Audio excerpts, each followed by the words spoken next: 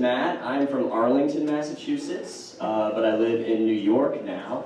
But I travel back and forth all the time. I take a megabus, which is a circle of hell that Dante forgot to write about. The most surprising thing about a megabus is, that I found as someone who rides it all the time, is very simply that I am surprised at how surprised everyone else on the bus is that it's terrible. Without fail, every bus ride has 1 to 2 to 10 people complaining about how their seat is dirty, the bus was late, the AC is broken, and every time they're doing that, I'm like, you paid $1 for this ticket.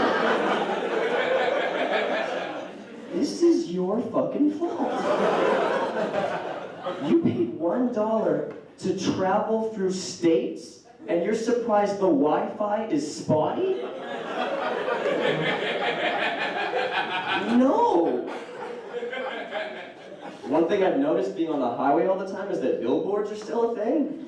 Some of them make sense, you know, like food and hotels and stuff. You're like, yeah, I get that, I'm on the highway, that makes sense. But some of them don't. Like in Connecticut, there's a billboard for discount cremation. And as far as I know, cremation isn't really like an impulse buy. I can't imagine there's a lot of people on the highway with a dead body who are like, what am I gonna do with Grandpa? Oh! Discount cremation, one more exit. How lucky for me. I'm also creeped out that it's discounted. How do they do that? They're just burning part of the body? No urn, just like a Ziploc bag, or not a Ziploc, that like sandwich bag that you had to flip inside out. Remember that bag? Man, fuck that bag. I moved to New York to be an actor, which is why I'm constantly dressed like an H&M mannequin.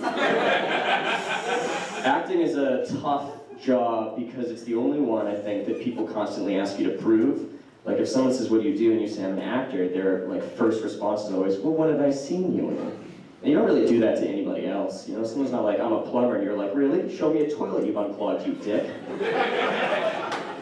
It's just kind of like, take your word for it. You're not a real plumber, you just walk around in the background while a real plumber plumbs.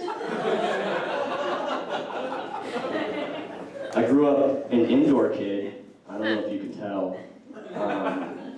I just like was obsessed with movies my whole life, and my family didn't care about sports, so it all worked out. I worked at a video store for a long time, which is a thing that I can say that not everyone can say anymore. The thing about the video store that I want to take everybody through, for those of you who have been in it and maybe remember this, and some of you that maybe don't know this, we had a room for pornography. What that means is this. You were in your home.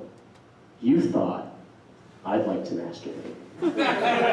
You then got your wallet and your keys, went to your car, got in your car, drove to a store, got out of your car, walked into the store, waved to me behind the counter,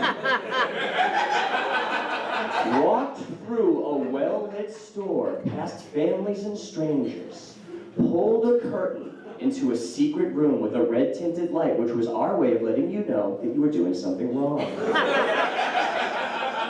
Looked through to find a porno that you thought you might like later. Picked it up in your hands, a porno that somebody else had rented, masturbated, and touched. That's just a fact, you guys. People weren't renting them to clean the cases. You took it out of that room, back out into the regular store, walked through, down the aisle, brought it up to me, went through a transaction. Then I told you what day it was due back. Otherwise, you'd be charged more money for the porn identity. You then left.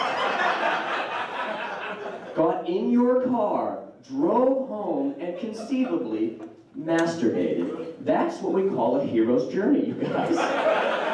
You should applaud that that was ever a fucking thing.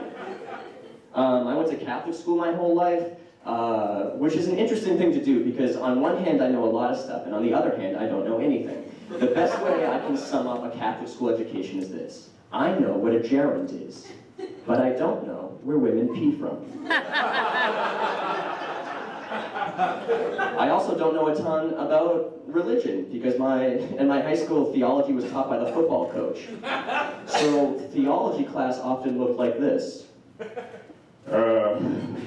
Hey everybody, DVD player's busted, so we were just gonna go for it. You got this Jesus guy, he's basically like your QB, you know? And he's got a message and he's looking for someone to be open to his message. So he sends out the apostles, that's your offensive line. He looks for somebody to be open to his word. He sees Paul's open to it, passes that thing off to Paul. Paul catches it. The crowd's going nuts because Mary Magdalene's the head cheerleader. She's getting everybody all riled up. Meanwhile, the head coach on the other team's washing his hands of the whole thing. That's your Pontius Pilate. And if Paul can get through the non-believers, which is the defensive line, and into the end zone, which we'll call the Corinthians, then we call that a Hail Mary.